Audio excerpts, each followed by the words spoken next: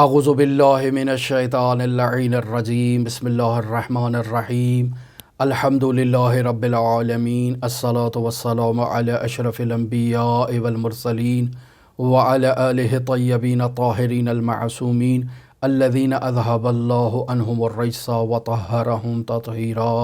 अल्लाहुम्मा सल्लि अला मुहम्मदिन व आलि मुहम्मद व अज्जिल फ़रज क़ाइम आलि मुहम्मद व हक़्क़ुस्सौम अन तअलम अन्नहु हिजाबुन ज़रबहुल्लाहु अज़्ज़ व जल अला लिसानिका व समइका व बसरिका व बतनिका व फ़रजिक। अज़ीज़ान मोहतरम, हमारी गुफ्तगू किताब शरीफ वसाइल शिया अब्वाब जहाद बिन नफ्स तीसरा बाब और रिसालतुल हुकूक़ के बारे में आपसे जारी है। हज़रत इमाम ज़ैनुल आबिदीन अलैहिस्सलातु वस्सलाम इस रिसालतुल हुकूक़ में मुख्तलिफ़ इबादात के हुकूक़ जहाँ बयान कर रहे हैं तो वहाँ बाकायदा सौम का यानी रोज़े का हक़ बयान कर रहे हैं। लिहाजा हम सबको ये चाहिए कि इरफ़ान सौम हासिल करें। रोज़ा जो माह मुबारक रमज़ान में हर मुसलमान पर फ़र्ज़ है, कुतिबा अलैकुमुस्सियाम कमा कुतिबा अलल्लज़ीना मिन क़ब्लिकुम, आप पर रोज़े फ़र्ज़ किए गए हैं जैसे आपसे पहले उम्मतों पर फ़र्ज़ किए गए थे, लअल्लकुम तत्तक़ून, ताकि आप तक़वा इख्तियार करो।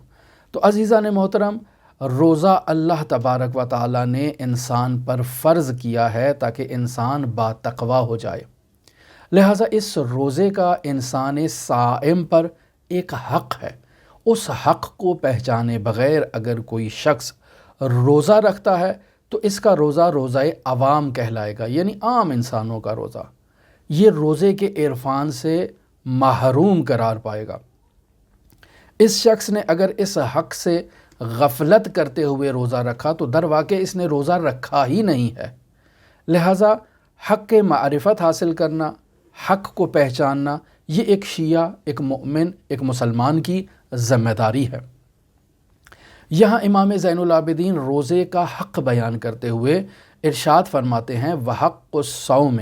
रोज़े का तुम्हारे ऊपर यह हक़ है कि अन तअलम, कि तुम्हें इस बात का इल्म होना चाहिए कि अन्नहु, ये जो रोज़ा है, हिजाबुन, ये एक ऐसा हिजाब है, ज़रबहुल्लाह अज़्ज़ व जल अला लिसानिका व समइका व बसरिका व बतनिका व फ़रजिका। अल्लाह तबारक व तआला ने तुम्हारी ज़बान पर एक पर्दे को आवीज़ां किया है। अल्लाह तबारक व तआला ने तुम्हारी समाअत यानी तुम्हारे कानों पर एक पर्दे को आवीज़ां किया है। अल्लाह तबारक व तआला ने तुम्हारी आँखों पर एक पर्दे को आवीज़ां किया है। अल्लाह तबारक व तआला ने तुम्हारे बतन यानी तुम्हारे पेट पर एक पर्दे को आवीज़ां किया है। अल्लाह तबारक व तआला ने तुम्हारी शर्मगाह पर एक पर्दे को आवीज़ां किया है कि जिस पर्दे का नाम क्या है, सौम यानी रोज़ा। अब आप देखें कि यहाँ इमाम ज़ैनुल आबिदीन अलैहिस्सलातु वस्सलाम रोज़ाए अवाम को बयान नहीं कर रहे बल्कि रोज़ाए ख़वास को बयान कर रहे हैं।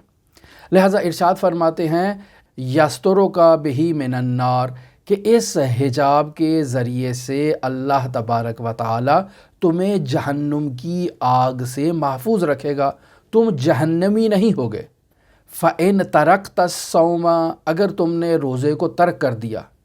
और रोज़े को जो है वो न रखा तो दर वाक़े ख़रक़्ता सित्रल्लाहि अलैका, तो अल्लाह तबारक व तआला ने जो पर्दा तुम्हारे ऊपर आवेज़ां कर रखा था, जिस पर्दे ने तुम्हारी हिफाजत करना थी, तुमने उस पर्दे को दर वाक़े चाक कर दिया, उस पर्दे को अपने ऊपर से हटा दिया है। तो बस अज़ीज़ान मोहतरम, सौम बहुत ही अहम इबादत है अल्लाह तबारक व तआला की। लिहाजा सौम के लिए इरफ़ान का होना बहुत ज़रूरी है।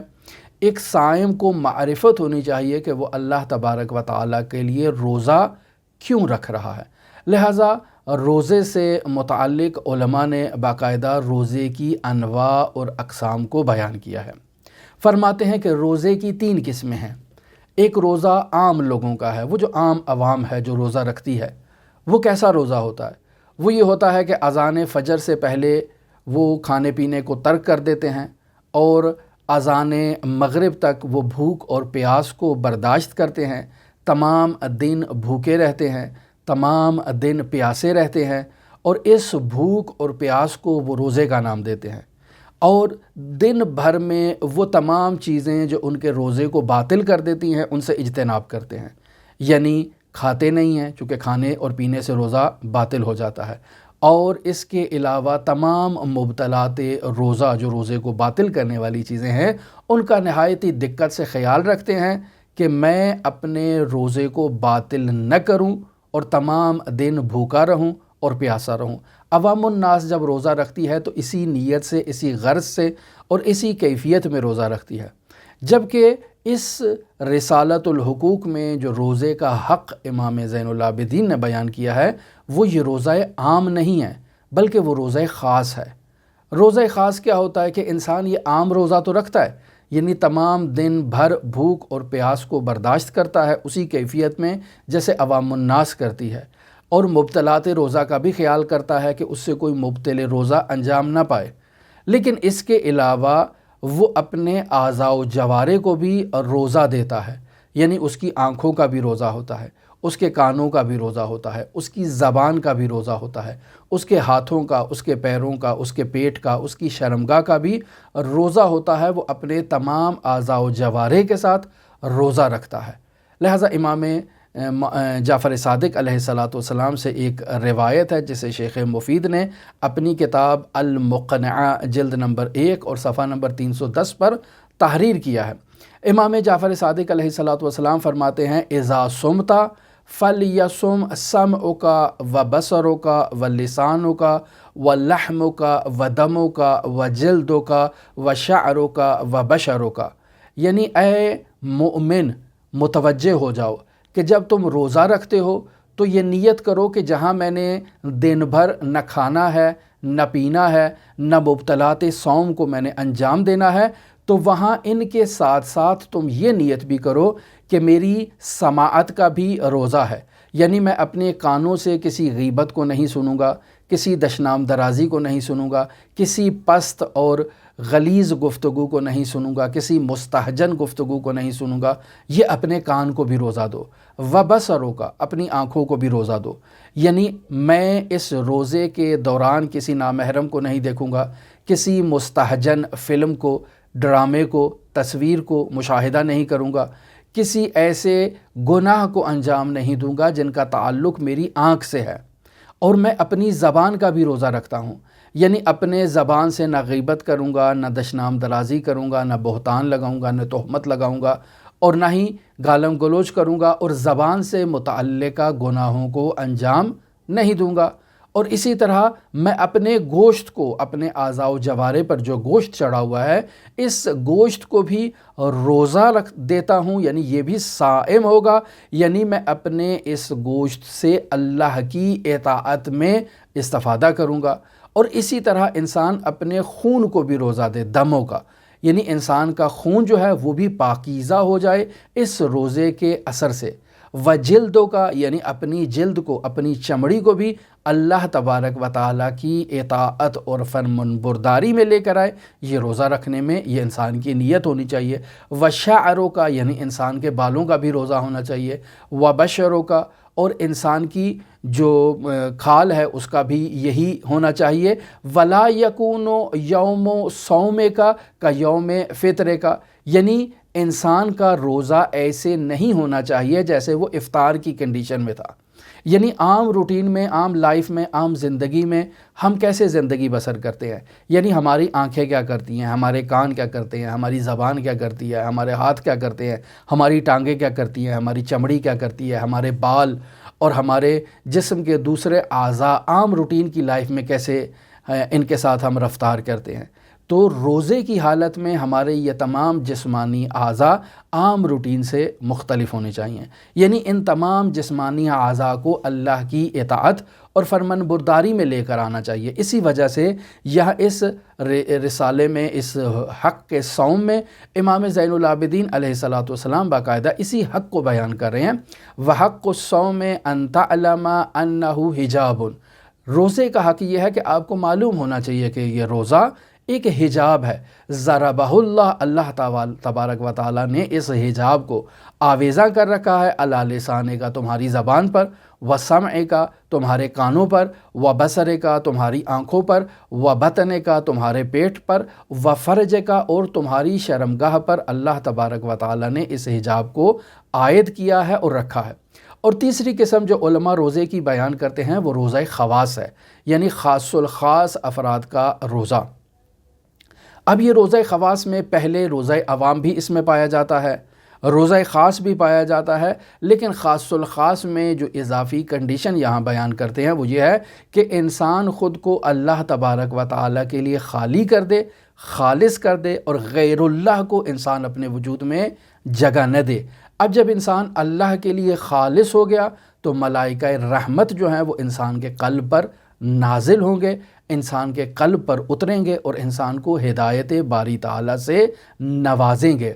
آپ دیکھیں کہ انسان جب ایئرپورٹ پر جاتا ہے تو اگر ایئرپورٹ پر بہت ہی زیادہ رش ہو فلائٹوں کا، تو جہاز کو لینڈ کرنے کے لیے جو پرمیشن کی ضرورت ہوتی ہے، جو اجازت کی ضرورت ہوتی ہے، وہ نیچے اپنے ٹاور سے رابطہ کرتا ہے کہ میں نیچے اتر سکتا ہوں، تو وہ بتاتے ہیں کہ ابھی نیچے جگہ مصروف ہے، تم اوپر ابھی چکر لگاؤ۔ تو وہ ادھر ہواؤں میں چکر لگاتا رہتا ہے کہ جب تک وہ نیچے جو ہے نا وہ اس کو اترنے کی اجازت نہیں دی جاتی ہے۔ تو عین اسی طرح سے اگر انسان کا وجود خالی نہیں ہے، اس کے اندر مصروفیت ہے، حب جاہ ہے، اس کے اندر بہت ساری دنیاوی محبتیں اس کے وجود میں گھر چکی ہیں، تو اس کے اندر جو ہے وہ انسان کا مصروف ہے۔ یہ ملائکہ الہی جنہوں نے رحمت کے لیے نازل ہونا ہے اس صائم کے اوپر، یہ نہیں اتریں گے، کہیں گے کہ پہلے اس کا اندر تو خالی ہو۔ جیسے جہاز نیچے نہیں اترتا، کہتا ہے کہ ایئرپورٹ ابھی مصروف ہے،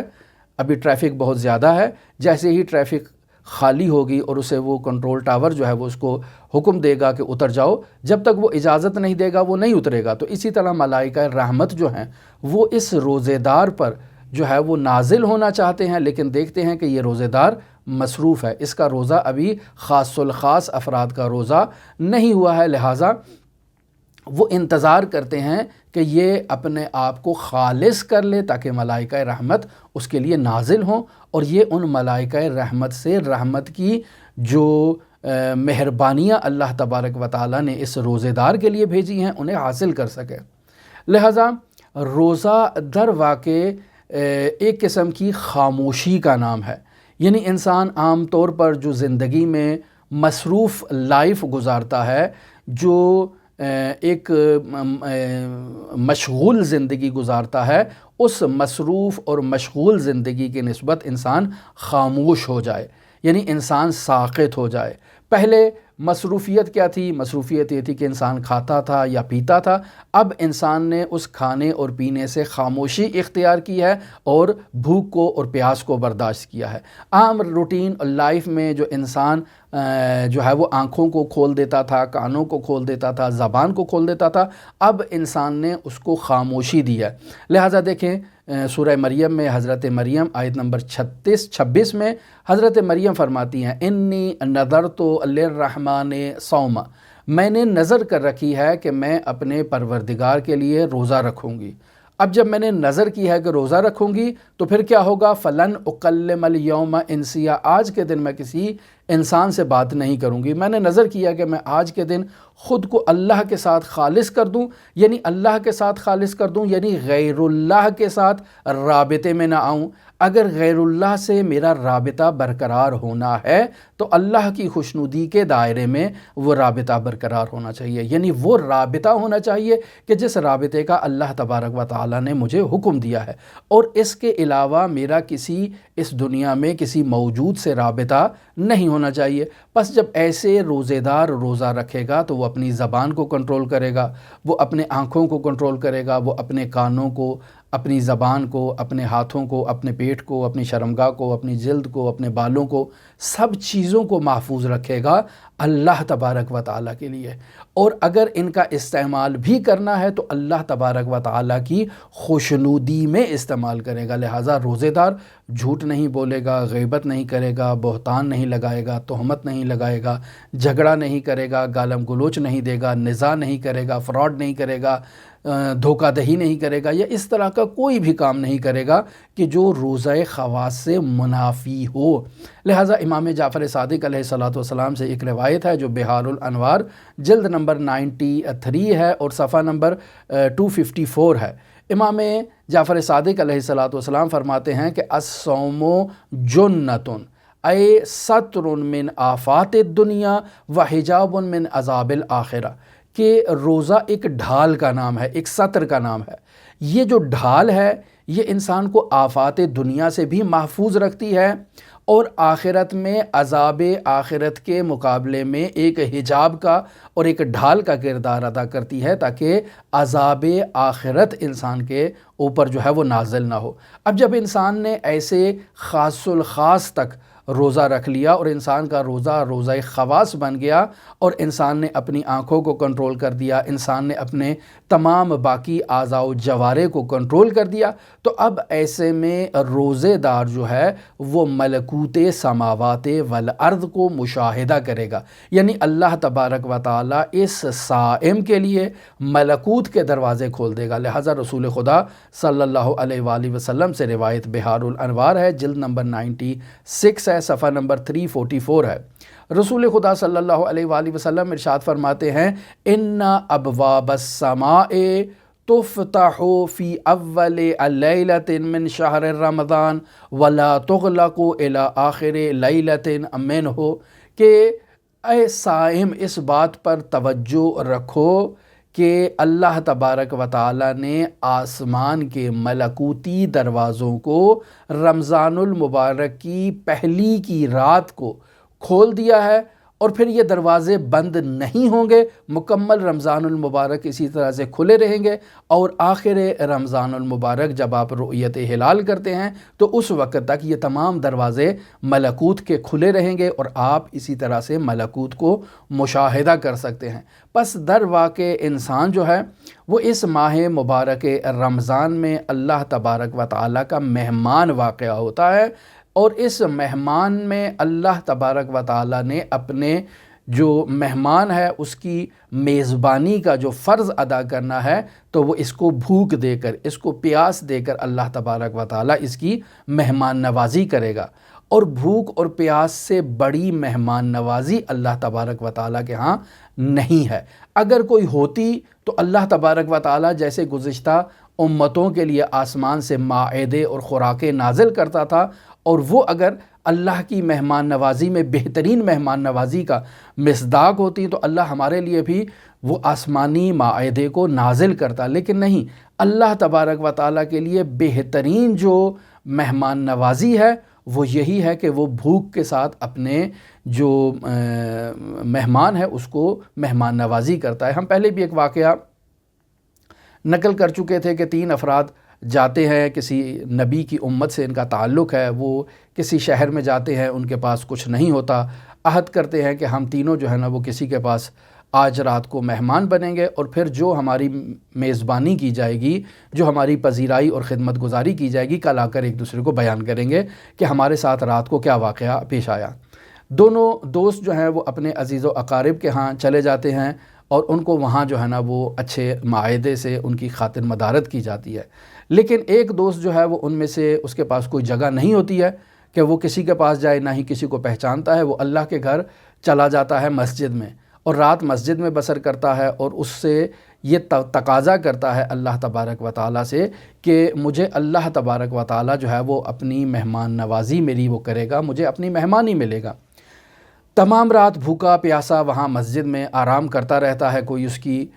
خدمت کے لیے ملائکہ نازل نہیں ہوتے، کوئی آسمانی مائدے اس کے لیے نازل نہیں ہوتے۔ صبح جب تینوں دوست اکٹھے ہوتے ہیں تو دونوں دوست بہت اپنی مہمان نوازی کے چرچے بیان کرتے ہیں کہ ہمیں یہ ہو گیا، ہمیں یہ ہو گیا، اس طرح سے خدمت گزاری ہوئی، لیکن یہ تیسرا شخص جو ہے وہ اپنی بھوک اور پیاس کا ذکر کرتا ہے۔ تو جب نبی زماں کے پاس جاتے ہیں تو نبی زماں کو وحی ہوتی ہے، اور وہ اس بندے کو کہتے ہیں کہ اللہ تبارک و تعالیٰ نے کہا ہے کہ میرے دسترخوان پر بھوک اور پیاس سے بہترین چیز کوئی نہیں تھی جس سے میں تمہاری مہمان نوازی کرتا، لہٰذا تم میرے مہمان تھے، اور میں نے تمہاری مہمان نوازی کی ہے بھوک اور پیاس سے، اور بھوک اور پیاس کی بدولت ہی ملکوت کے دروازے انسان پر کھلتے ہیں۔ انسان جب پیٹ بھرا ہوتا ہے انسان کا تو اس کے لیے جو ملکوتی چیزوں کو سمجھنا ہے وہ دشوار ہو جاتا ہے، علم بھی حاصل نہیں ہوتا۔ لہٰذا روایات میں بھی بیان ہوا ہے کہ العلم فی الجوع، انسان گرسنے، انسان بھوکا جو ہے وہی علم حاصل کر سکتا ہے جس کا پیٹ بھوک اور کھانوں سے اور پانی سے جس کا پیٹ بھر چکا ہو، اس شخص میں کسالت آتی ہے اور عبادات کی طرف اس کی رغبت اور توجہ میں کمی واقع ہو جاتی ہے۔ لہٰذا رسول خدا صلی اللہ علیہ وآلہ وسلم اس نقطے کی طرف توجہ فرما رہے ہیں کہ رمضان المبارک میں روزے دار اللہ تبارک و تعالیٰ کا مہمان ہے اور اللہ تبارک و تعالیٰ نے اس کی مہمان نوازی کرنی ہے۔ تو اس مطلب کو بیان کر رہے ہیں اور یہ نقل ہوئی ہے روایت تفسیر در منصور جلد نمبر 1 اور صفحہ نمبر 441 پر۔ ارشاد فرماتے ہیں ان اللہ جعل مائدۃ علیہا، اللہ تبارک و تعالیٰ نے ماہ مبارک رمضان میں اس صائم کے لیے ایک دسترخوان بچھایا ہے، ما لا عین رأت، جسے آج تک کسی آنکھ نے نہیں دیکھا، ولا اذن سمعت، اور آج تک کسی کان نے اس دسترخوان کے بارے میں نہیں سنا، ولا خطر علی قلب بشر، اور آج تک کسی بنی نو بشر کے دل میں اس دسترخوان کے بارے میں خطور نہیں کیا کہ وہ دسترخوان کیسا معنوی اور ملکوتی دسترخوان ہوگا۔ لہٰذا عزیزان محترم، رمضان المبارک وہ بابرکت مہینہ ہے کہ جس میں روزے دار جو ہے وہ اللہ تبارک و تعالیٰ کا مہمان ہوتا ہے۔ حق رمضان بھی یہی ہے کہ ان تعلم انہ حجاب، روزہ ایک ایسا حجاب ہے، ضربہ اللہ عز و جل علی لسانک و سمعک و بصرک و بطنک و فرجک، یہ اللہ نے حجاب ہمارے تمام اعضاء و جوارے پر رکھا ہے، یسترک بہ من النار، اور اس حجاب سے ہمیں اللہ تبارک و تعالیٰ نے جہنم کی آگ سے محفوظ رکھا ہے۔ لہٰذا ہماری یہ کوشش ہونی چاہیے کہ رمضان المبارک میں عوام کا روزہ نہ رکھیں، ہمارا روزہ روزہ خواص ہو، بلکہ خواص سے بھی درجہ بالا تر اولیاء الہی کا روزہ ہو، جسے روزہ خاص الخاص کہتے ہیں، اور انسان خود کو خداوند متعال کے لیے خالص کر دے تاکہ خداوند متعال اپنے ملکوت کو اس صائم کے سامنے کھول دے اور یہ ان ملکوت کے دریچوں کو مشاہدہ کر سکے اور اس عالم دنیا میں موجود ظاہر کے باطن کو، یہ ملکوت کو مشاہدہ کر سکے۔ آپ تمام عزیزان کے لیے امام علی ابن موسیٰ الرضا علیہ الاف و تحیت و ثنا کی نورانی بارگاہ میں نائب و زیارہ بھی ہیں اور دعا گو بھی ہیں۔ اللہم صلی علی محمد و آل محمد وعجل فرج قائم آل محمد۔